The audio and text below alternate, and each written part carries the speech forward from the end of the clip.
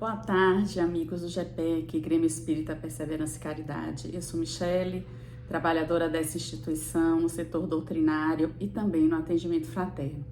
Hoje vamos dar seguimento ao nosso estudo do Evangelho, mas antes de mais nada, vamos orar. Vamos fechar os olhos, quem assim o desejar, respirando fundo e pausadamente, sintonizando o Mestre Jesus e os benfeitores espirituais desta instituição que tão amorosamente prepararam os trabalhos dessa tarde no plano maior. Abençoa-nos, Mestre, a todos aqui presentes que possam escutar agora ou no futuro próximo esse estudo. Que assim seja. Bem, meus irmãos, o nosso tema de hoje, dando continuidade ao capítulo 7, Bem-aventurados os pobres de espírito. E nós iremos discutir aqui a partir do item 3, que é: aquele que se eleva será rebaixado. Eu vou dividir um pouco os trechos, porque é um pouco extenso, são 3 textos. Então, eu vou dividir intercalando as 3 passagens evangélicas com os 3 comentários de Kardec. Então, a primeira passagem, que é o item 3. Por essa ocasião, os discípulos se aproximaram de Jesus e lhe perguntaram: quem é o maior no reino dos céus? Jesus, chamando assim um menino, o colocou no meio deles e respondeu: digo-vos em verdade que se não vos converterdes e tornardes quais crianças, não entrareis no reino dos céus. Aquele, bem-aventurados os pobres de espírito, portanto, que se humilhar e se tornar pequeno como esta criança, será o maior no reino dos céus. E aquele que recebe em meu nome uma criança, tal como acabo de dizer, é a mim mesmo que recebe. Mateus, capítulo 18, versículo de 1 a 5. Então, em relação a esse item, eu vou partir para o item 6, que é o comentário de Kardec. Ele coloca: estas máximas decorrem do princípio de humildade que Jesus não cessa de apresentar como condição essencial da felicidade prometida aos eleitos do Senhor. Que ele formulou assim: bem-aventurados os pobres de espírito, porque o reino dos céus lhe pertence. Ele toma uma criança como tipo da simplicidade de coração e diz: será o maior no reino dos céus aquele que se humilhar e se fizer pequeno como uma criança, isto é, que nenhuma pretensão de alimentar a superioridade ou a infalibilidade. Porque quando Jesus coloca aqui pobres de espírito, ele nos traz o conceito de humildade. E a humildade e a caridade na doutrina espírita são as virtudes básicas que elas dão origem a todas as outras virtudes. Humildade vem do humus, né? A origem da palavra humildade vem do grego humus, que refere à terra, à base, né? A terra, ela frutifica, a árvore, ela precisa da terra para ela gerar frutos. Assim como acreditamos que a humildade e a caridade são as virtudes básicas de todas as outras. E Jesus nos traz nesse trecho o exemplo da criança, porque você quer uma humildade maior do que a criança, ela está ciente que ela está ali para aprender e ela não se faz de rogada. Ela é capaz de lhe perguntar 7 a 10 vezes o porquê das coisas, até que ela se dê por satisfeita e compreenda.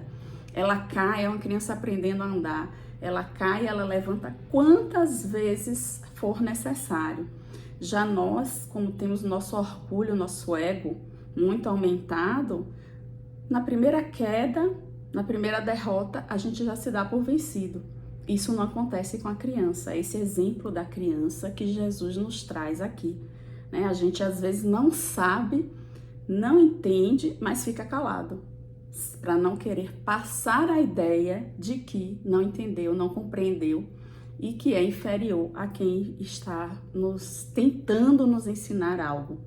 Então, é justamente esse exemplo da criança emblemático aqui que Jesus traz aqui, no sentido de se fazer humilde, de esvaziar o nosso ego, porque nós só conseguiremos receber as demais virtudes a partir do momento que nós nos esvaziarmos de todo o nosso orgulho. E no item 4, já Kardec cita uma outra passagem de Mateus. Então, a mãe dos filhos de Zebedeu se aproximou dele com seus 2 filhos e o adorou, dando a entender que ele queria pedir alguma coisa. Disse-lhe ele: que queres? Manda, disse ela, que estes meus 2 filhos tenham assento no teu reino, um à tua direita e outro à tua esquerda. Mas Jesus lhe respondeu, abre aspas, não sabes o que pedes. Podeis vós ambos beber o cálice que eu vou beber? Eles responderam, podemos. Jesus lhes replicou, é certo que bebereis o cálice que eu beber, mas pelo que respeita a vós, sentardes à minha direita ou à minha esquerda, não cabe a mim vou-lo conceder. Isso será para aqueles a quem meu Pai o tem preparado. Ouvindo isto, os 10 outros apóstolos se encheram de indignação contra os 2 irmãos. Jesus, chamando-os para perto de si, lhes disse, sabeis que os príncipes das nações as dominam e que os grandes a tratam com império. Assim não deve ser entre vós. Ao contrário, aquele que quiser tornar-se o maior, seja o vosso servo. E aquele que quiser ser o primeiro entre vós, seja o vosso escravo. Do mesmo modo que o Filho do Homem não veio para ser servido, mas para servir e dar a vida pela redenção de muitos. Mateus capítulo 20, versículos 20 a 28. Kardec, ele traz um comentário em referência a esse item 4. A mesma ideia fundamental se nos depara nessa outra máxima. Seja vosso servidor aquele que quiser tornar-se o maior. E nesta outra, aquele que se humilhar será exalçado e aquele que se elevar será rebaixado. O Espiritismo sanciona pelo exemplo a teoria, mostrando-os na posição de grandes no mundo dos espíritos o que eram pequenos na terra, bem pequenos muitas vezes, os que na terra eram os maiores e mais poderosos. E que os primeiros, ao morrerem, levaram consigo aquilo que faz a verdadeira grandeza do céu e que não se perde nunca, as virtudes. Ao passo que os outros tiveram de deixar aqui o que lhes constituía a grandeza terrena e que não se leva para outra vida a riqueza, os títulos, a glória, a nobreza do nascimento. Nada mais possuindo senão isto chegam a outro mundo, privados de tudo, como náufragos, que tudo perderam até as próprias roupas. Conservaram apenas o orgulho, que mais humilhante lhes torna a nova posição, porquanto vêm colocados acima de si e resplandecentes de glória os que na terra espezinharam. E o próprio Jesus nos dá um exemplo de humildade, quando, após a última ceia, ele tira sua túnica, enrola uma toalha na cintura, a moda dos escravos à época, e lava os pés dos apóstolos.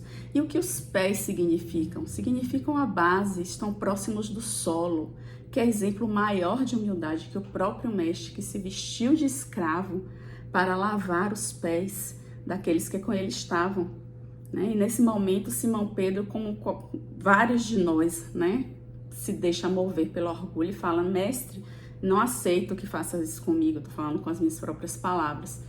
E o mestre fala, se você não permitir, eu não deixo que você tenha mais, você não terá mais nada comigo. E aí Simão, mais uma vez movido, né, pelo orgulho que nos toca tanto pela falta de humildade, né, ele como um líder nato que Jesus, né, já sabia que ele era, para se diferenciar dos outros, ele já responde, então lava-me todo. Né? Quantas vezes a gente não acha, né, não cai nessa cilada de achar que é muito humilde, porque ser humilde não é você vestir uma roupa velha, surrada, cheia de buracos, você andar sujo, você andar com um odor forte. Isso não é humildade. Jesus usava uma túnica inconsútil, sem costuras, feita pela sua mãe, Maria, né? Ele andava sempre limpo, uma túnica alva, reluzente. Então ele não andava sujo, maltrapilho. Nós temos muito isso. Ah, sou humilde, então eu vou me vestir, não vou me arrumar, não vou passar um batom. Não, quantos mendigos encontramos na rua extremamente orgulhosos? Na verdade, um poço de orgulho. E provavelmente ele está ali para exercer, para aprender aquela prova, né? Porque muito provavelmente numa outra existência foi lhe dado muito e ele não soube aproveitar. É isso que Kardec traz aqui, né, no finalzinho, quando ele fala que dessa forma as pessoas chegam em sua nova existência sem noção do que acontece, né? Quando termina a existência aqui na Terra. Perderam até, ele coloca como náufragos que tudo perderam, porque na verdade nós achamos que possuímos, quando na verdade não possuímos. Nós somos usufrutuários, não somos proprietários, né? Mas a gente acha que possui as pessoas, possui o lugar, possui as nossas, a casa, roupas, e na verdade a gente não possui nada disso, porque quando a gente vai para outro plano, a gente não leva nada. Então a gente percebe que aqueles que realmente tinham humildade de coração, de atitude verídica, esses sim, eles estão num lugar mais elevado nessa ocasião. E no item 5, né, citando agora Lucas, Kardec nos traz: Jesus entrou em dia de sábado na casa de um dos principais fariseus para ir fazer sua refeição. Os que lá estavam observavam.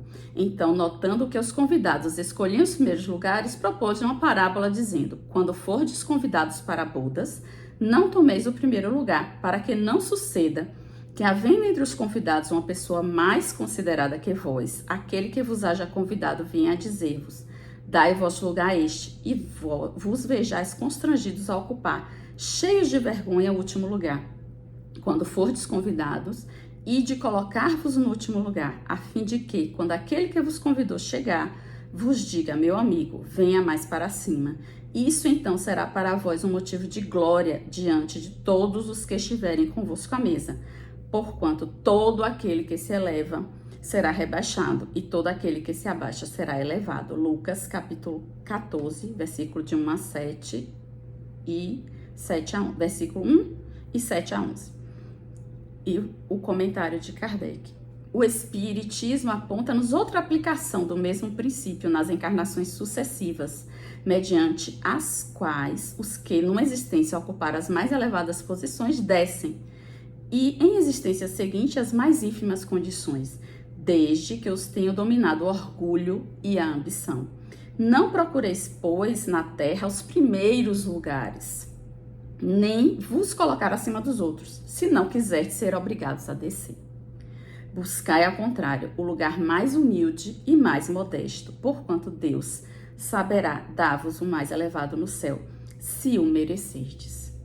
E assim Kardec encerra esse item do nosso estudo, né? Então, vale a pena a gente ressaltar aqui, mais uma vez, que nós temos várias existências, mas uma única vida.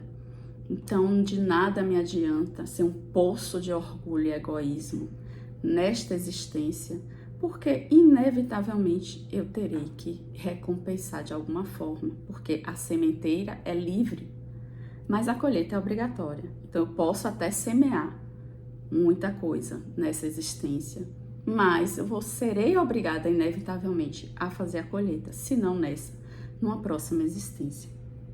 E o exemplo que Jesus nos dá, né, que a doutrina nos traz, juntamente com Kardec, é que o principal alicerce, né, para que a gente possa construir, né, evoluir nessa existência atual, é a humildade e a caridade. Que a gente pede muitas vezes: Senhor, dai-me paciência, Senhor, dai-me resignação, mas é um ato de extremo desprendimento a gente pedir humildade. Porque quando a gente pede alguma coisa, a gente sabe que de alguma forma a gente vai ser posto à prova, porque a gente só consegue evoluir como uma pessoa paciente quando as pessoas testam a nossa impaciência. Então a gente só consegue evoluir na humildade quando a gente é testado, a nossa humildade, o nosso orgulho, né? Então quando as pessoas, né, de alguma forma ferem o nosso orgulho. Então, é uma coisa que é muito difícil para a maioria, acredito. Para mim, por exemplo, pedir para ser provado na minha humildade. Porque quando a gente sente o orgulho ferido, aquilo ali dói assim no mais fundo da nossa alma. Mas estamos aqui para quê? Para aprender. E a gente só aprende seguindo os ensinamentos do Cristo. Vamos encerrar nosso estudo com a oração, com a vibração vibrando por cada trabalhador do GPEC, por cada pessoa que esteja nos assistindo agora ou no futuro próximo, vibrando pelos nossos familiares, pelos nossos amigos, pelo nosso país, pelo planeta, para que possamos também ter uma semana abençoada e produtiva no bem. Nos vemos no próximo domingo, que assim seja.